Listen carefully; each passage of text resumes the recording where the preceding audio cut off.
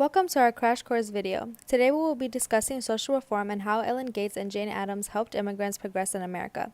Jane Addams and Ellen Gates were able to do this by implementing social settlements into America. In this episode, we will learn the significance of bringing social settlements to Chicago. What are social settlements? Social settlements are centers for neighborhood social services and social reform activities, typically located in densely populated urban areas. The purpose of these social settlements are to share knowledge and culture with poor, low-income immigrants as they come into America. Hull House was co-founded by Jane Addams and Ellen Gates Starr in 1889 on the south side of Chicago. It was one of the very first social settlements founded in North America. Their original mission through the settlement houses were to teach immigrants how to read and write and how to speak English. As time went on, they wanted to build more of a community within the people and aid them in settling into America. While traveling through Europe, Jane Addams was inspired by Toynbee Hall, the very first settlement house where the gap between social and financial backgrounds were not acknowledged and where they all worked towards building a better future for these impoverished people. She came back to America and started on her mission.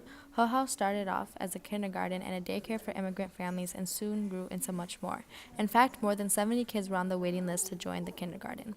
There were many activities for the children who lived there throughout the day, from drama classes to cooking classes and even sports.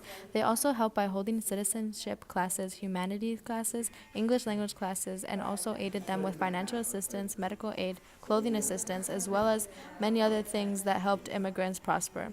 In Hull House, there were a variety of immigrants, mostly from Europe, including Germany, Bulgaria, Sweden, England, Scotland, Poland, and many more, along with some Native Americans and African Americans. Now it is time for our mystery document. Let's see if you guys can figure out who said this. In those early days, we were often asked why we had come to live on Halsted Street when we could afford to live somewhere else. I remember one man who used to shake his head and say it was the strangest thing he had met in his experience, but who was finally convinced that it was not strange but natural. In time, it came to seem natural to all of us that the settlement should be there. If it is natural to feed the hungry and care for the sick, it is certainly natural to give pleasure to the young, comfort to the aged, and to minister to the deep-seated craving for social intercourse that all men feel.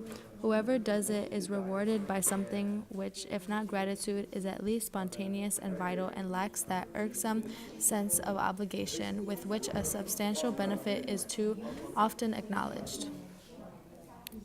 Can you guys figure out who it is? If you said Jane Addams, then you are correct, the co-founder of Hull House in Chicago, an activist for women's suffrage and a spokesman for reform regarding the settlement movement. She was only concerned with the well-being of the people she aided and never expected anything in return. Jane Addams was doing something very strange for her time that some people did not understand.